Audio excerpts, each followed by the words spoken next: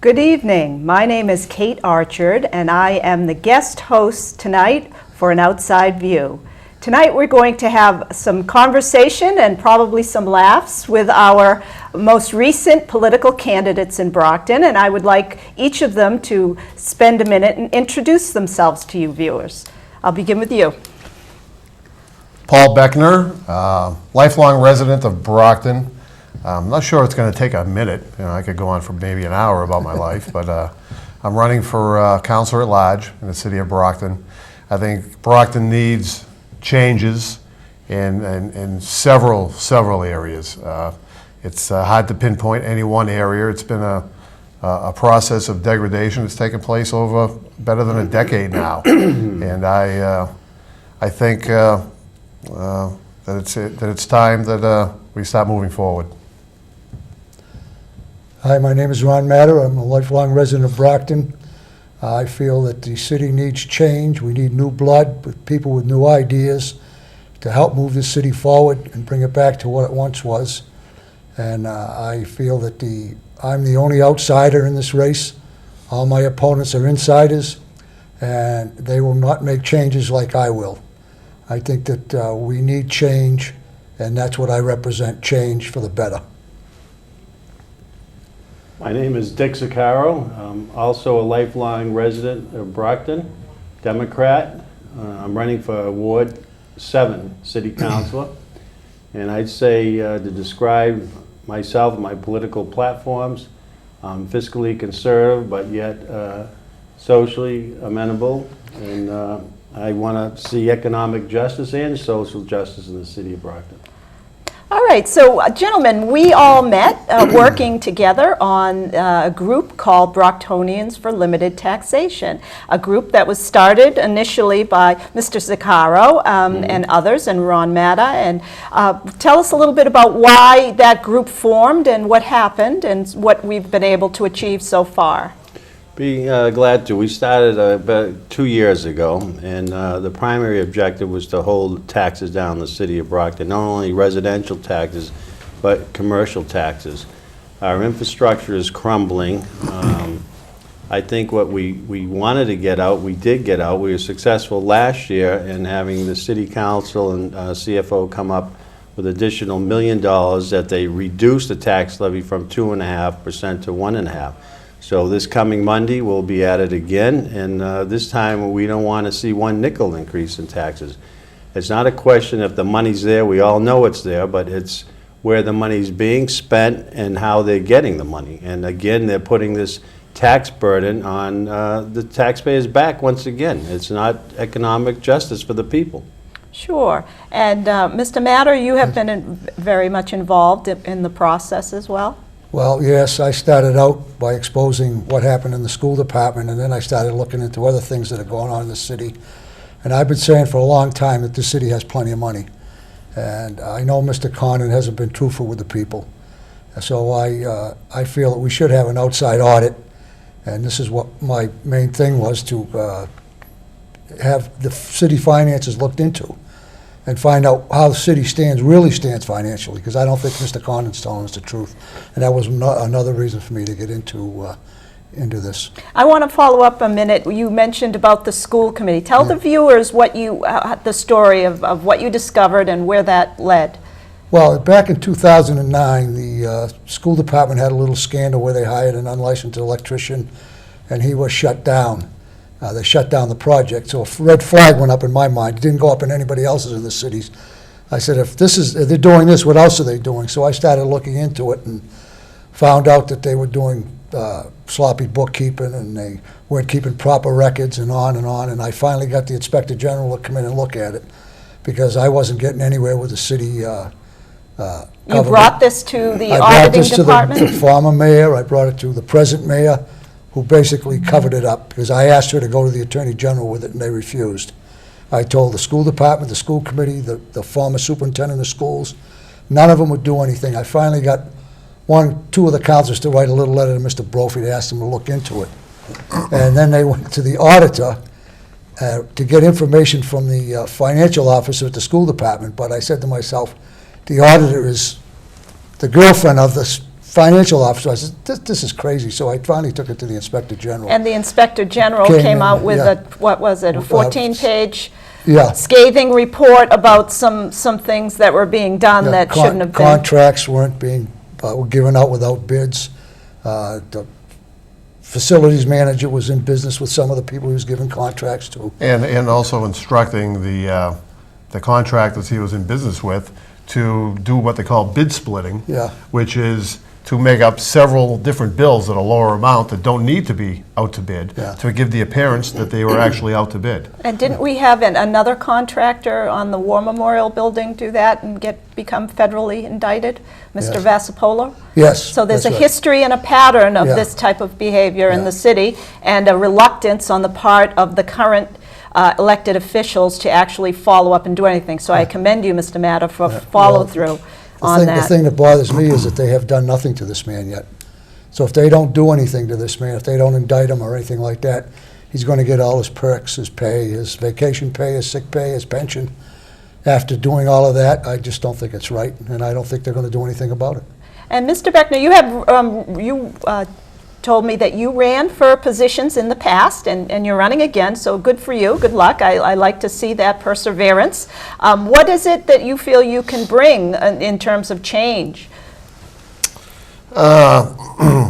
Friday night hot dog nights, Saturday pizza lunches. What do I feel, honestly, to bring for change?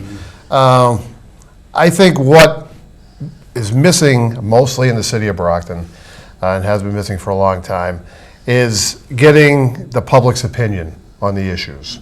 I don't see that that's been a factor at all over the last decade, or even before then.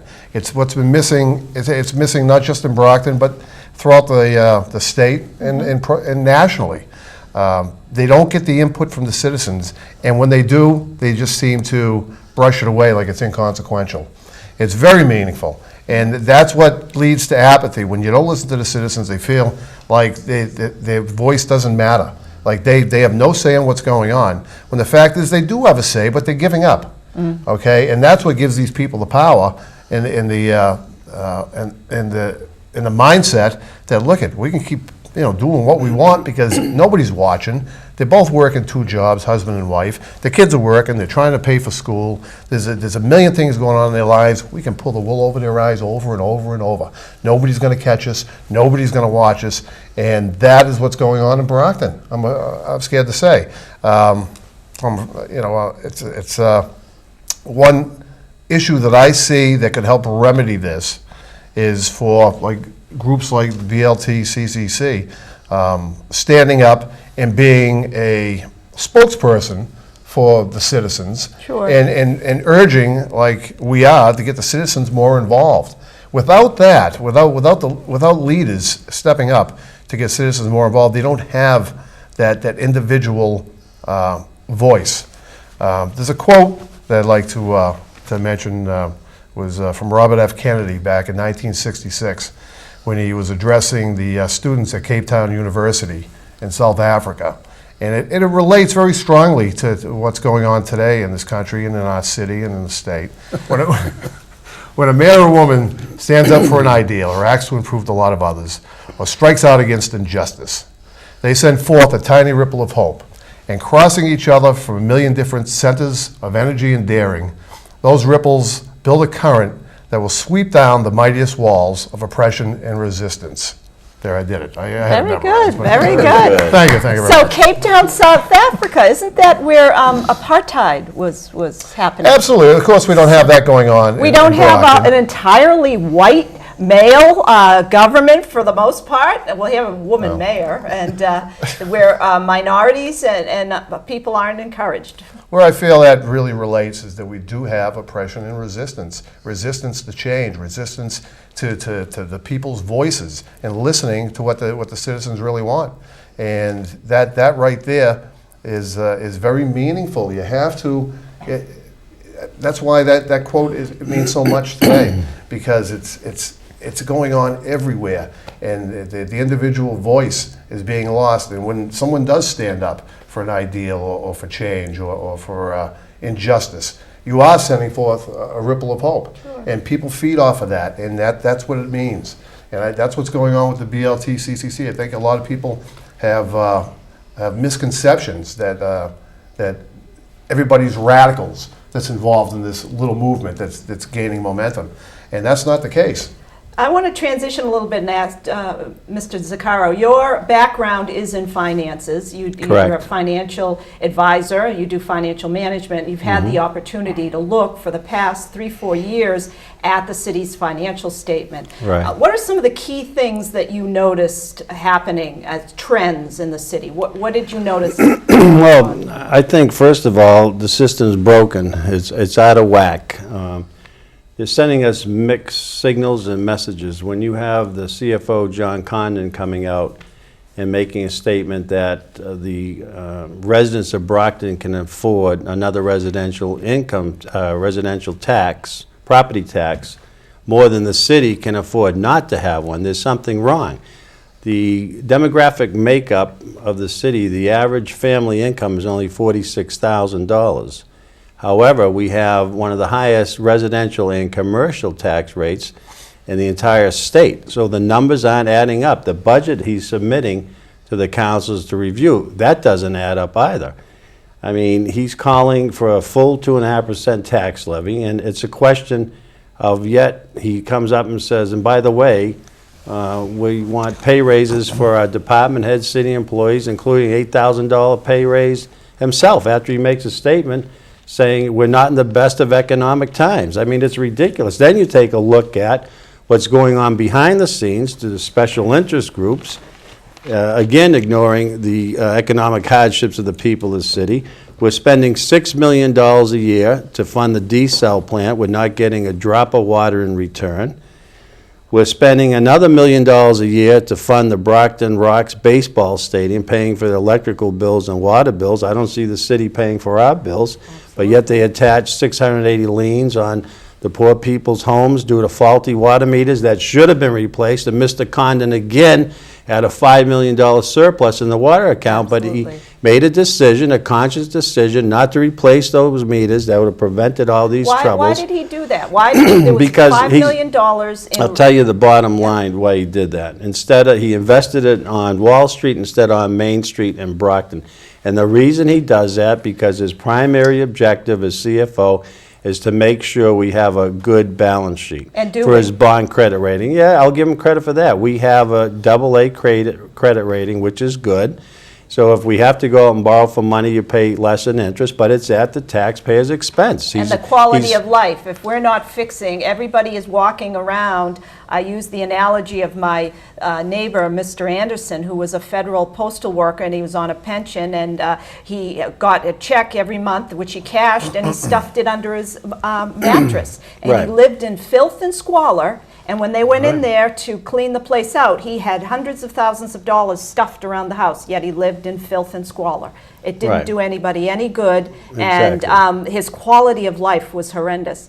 And so a 5% retained earnings that he keeps in those funds, is that necessary? Is 5% necessary? Do other cities and towns do that? Well, let's use what he has for surplus balance right now. He has about $5 million in the water balance. He has another, I think, $13 million in the sewer.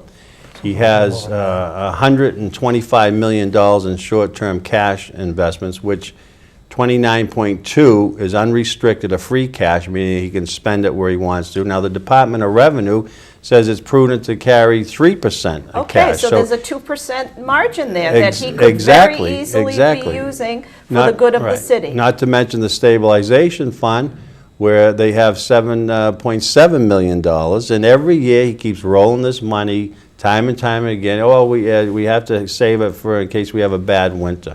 We had some roof repairs. We got to settle the union contracts with the money. And he continues to tax the people. Stonehill College is another perfect example. They've been saying for years that they're going to bring Stonehill in and have them pay their fair share tying into our sewer system. So we're out $2 million already by them allowing Stonehill to have what they call a residential sewer hookup as opposed to a business entity or a bulk rate entity.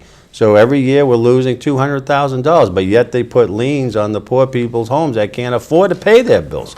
So where is the economic justice in the city of Brockton? And Mr. Matta, if you were elected mayor, do you think would be your first decision in January after you're sworn in? What would be your very first decision? My first decision would be to have a total and complete audit of the city's finances. Good.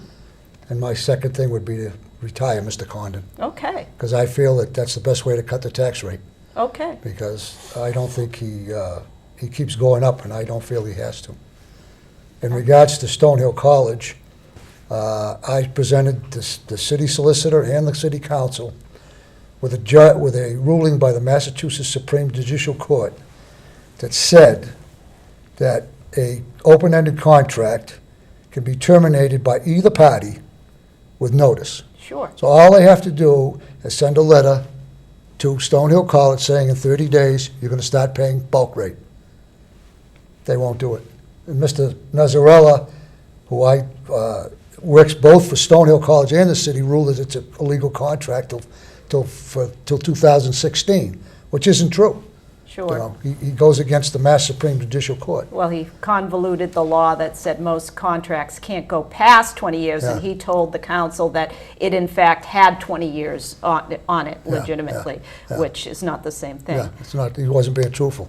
Absolutely. So what ward do you live in, Mr. Beckner? Ward 5. Okay, and are there any particular issues you'd like to work on for Ward 5? Or you're running at large, but living in that particular ward? Well, Ward 5 has got the same issues as every other ward in the city that I see.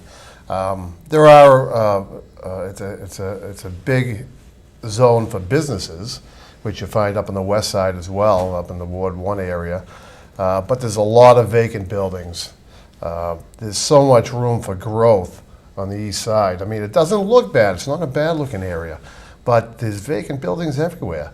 You know, the one business will move out, move in, two will move out, and it seems to be. I don't Maybe see the tax rate? Well, it could have something to do with it, without a question. And I think by the time this airs, if I'm not mistaken, we'll know which way that vote's going on the budget, and hopefully we'll be able to give some applause or have some frowns. One thing that I've heard one councilor in particular say, parroting Mr. Condon, was that we have a high tax rate. You shouldn't look at the tax rate, though, because we have low tax bills.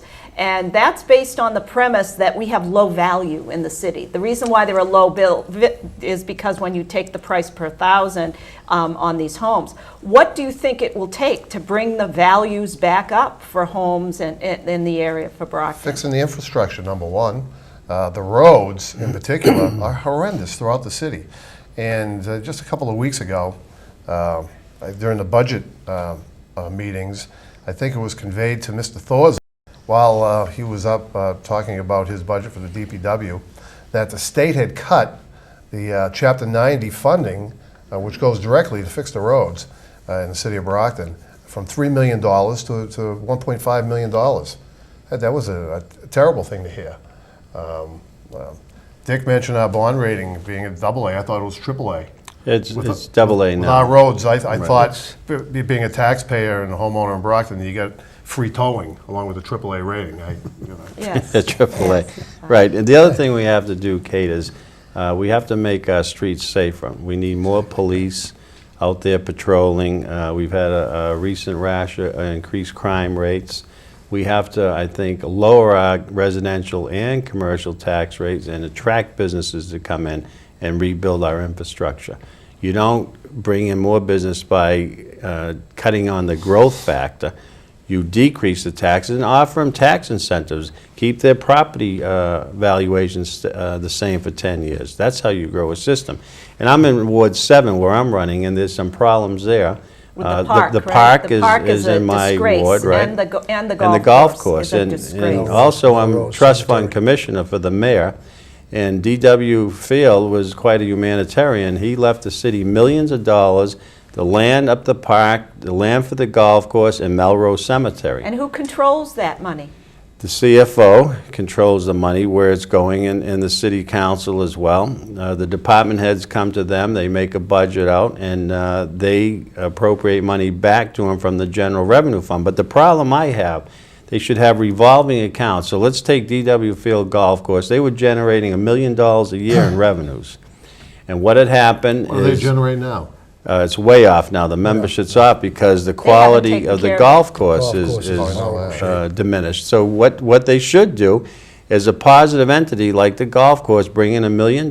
They should reward them a revolving account and put the money back into it. Instead, they're down to 3 employees. When our employee retires, they don't replace that employee, and as a result, the quality goes down, the membership goes down. So they're taking good money from a producing entity and throwing it into a general revenue account and dispersing it to losing entities. Like Yeah, the the Rocks baseball and the stadium, we yeah. shouldn't be in the baseball business. We should privatize We shouldn't be in the that. water business And either. the water We're business in the either, business of right. running a city. Correct. It's the business of the The city. Yeah, serve they and were told protect to the public. find an alternative source of water, which my father, Bill Zoino, being an engineer on the committee, found several small sources. There was a well in Hanson. There's other wells around, and instead of finding an alternative sources, they wanted to be in the water business. So we have now 2 failed business entities under this administration, architected by Chief Financial Officer John Condon. We have a failed water scheme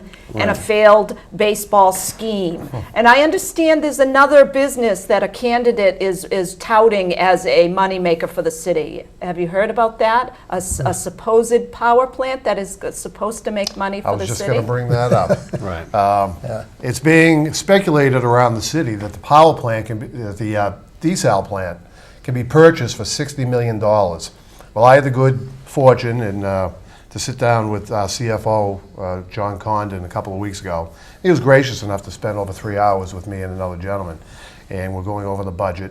And during the course of getting off the numbers, because it gets a little mundane after a while, we were talking about the power plant and so forth, and I mentioned that somebody wants to purchase it for, they mentioned $60 million as part of their plan. And I give the person credit for coming up with a plan anyway. It's more than what most people do. Mr. Condon told me he had already been in talks with with GS Engineering and Aquaria, and they wanted nothing, not a penny less than $100 million. Another concern besides that, that's a big discrepancy. That's a $40 million discrepancy we're talking about here. Besides that, I'm looking at any plan involving the power plant. You're talking 3, 4, 5 years down the road before this thing is even constructed and possibly up and running. In the meantime, we're paying $6 million plus per year for the desalinization plant, which is getting us nowhere. It's getting nothing. So what are we going to eat, another $30 million from the desalinization plant? In the meantime, waiting for a power plant that's no good to anybody anyway, except causing lung disease and things of that nature. I don't see the benefit whatsoever in any plan involving this. It's just too far in the future, and in the meantime, the city's going to get worse, and more people are going to move out, more businesses are going to move out. It's going to be a wreck. The time is now to step up to the plate and stop this ridiculous onslaught of schemes. I mean, it's become more than a joke. It's actually at the point of disgusting. I think And they it's gotta call be it, stopped. there's a term, it's called crony capitalism, where people get into positions and they hire their friends and they front business deals for their buddies, and those are the people that make the money. Mr. Matta, as the mayor, what would be your first role to try to take down these schemes? What do you have for ideas? First of all, I would challenge the contract in court. Number one, to get back to my opponent who wants to buy the desal plant and put the power plant in. He said on a radio show that he would buy the desal plant and the bond payment would be $3 million a year. And then he said he would sell the water from the desal plant to the power plant and get $3 million a year. I said, well, that's fine. He's going to take the $3 million and pay the note. Who's going to pay the rest of the bills? Who's going to pay the salaries and the insurance and the taxes, et cetera?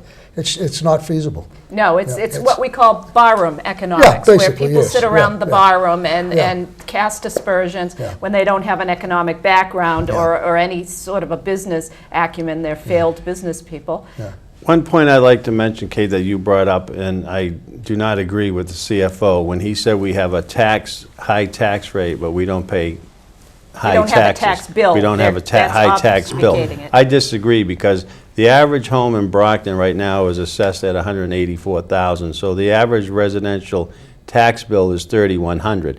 Now, I did a comparative analysis between similar communities of Brockton, New Bedford, Fall River, Taunton, Quincy.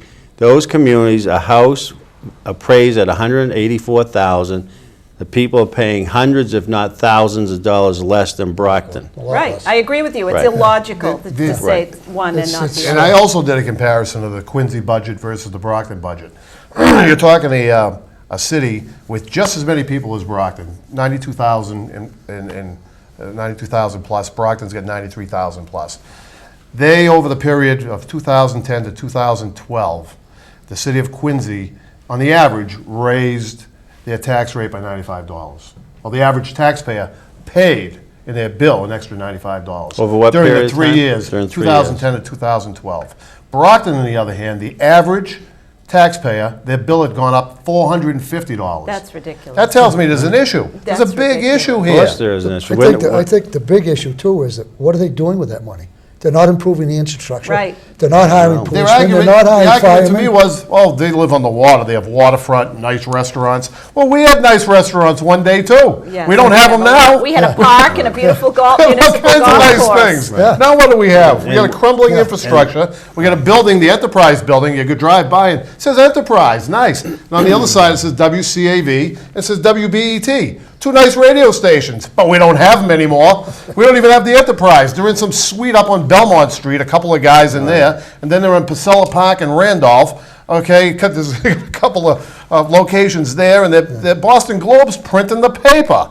I mean, come on. Right. Brockton, everything, even the Enterprise, that one thing that we're so proud of. We have that Brockton Enterprise. It's going to give us the news every day. Can't wait to get the paper. You pick it up now, it's like a thin magazine. It's like, what is this? Well, that's the culture. So we only have a couple minutes left, and I'd just like each of you to just very briefly, and I'm going to start with Mr. Zaccaro. What would you like the viewers to know as they go to the polls in September? Well, I'd like the viewers to know that we desperately need change for the better in the city of Brockton. For too long, the city officials have been neglecting the people in our city. Okay. They're more concerned with special interest groups and projects. Put the money back in our pockets. That's how you grow the infrastructure. Great. Mr. Matter? Well, I'd like the people to know that we're here to listen to their concerns and their needs, and we will have an open and honest government where the people, and we want the people to be engaged in, with the city government, so that everybody's included. Good. We want everybody to have a seat at the table, and we'll Great. have an open and honest government where there will be no secret deals, and everything will be on the table. Good. And Mr. Beckner? Well, I think this really, truly is a new crop of candidates this year that have come out that are willing to listen to the concerns of the public. And and I think everybody, for the most part, is encouraging you to reach out to whoever you may want to talk to. Sure, everybody would be happy to come by your house and spend a few moments talking over the issues with you and jotting down what your concerns are, because it's time we started listening to what your concerns are. Right. So everyone get involved. Please remember to vote. Remember that your participation is very necessary to make Brockton a better place to live. We'd like to hear from you. You can call or email an outside view. The numbers will be on the screen. And I thank you very much for watching, and thank you all for being a part of the show. Thank you. Thank you for having us. Thanks, Kate.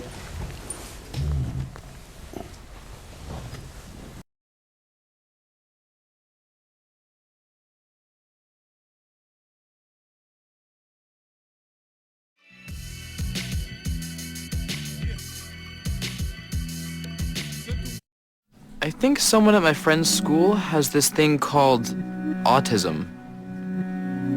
My friend's brother's son has autism. My neighbor's son has autism. My son has autism. Autism is getting closer to home. Today, 1 in 110 children is diagnosed with autism. That's a 600% increase in the last 20 years. Learn the signs at autismspeaks.org.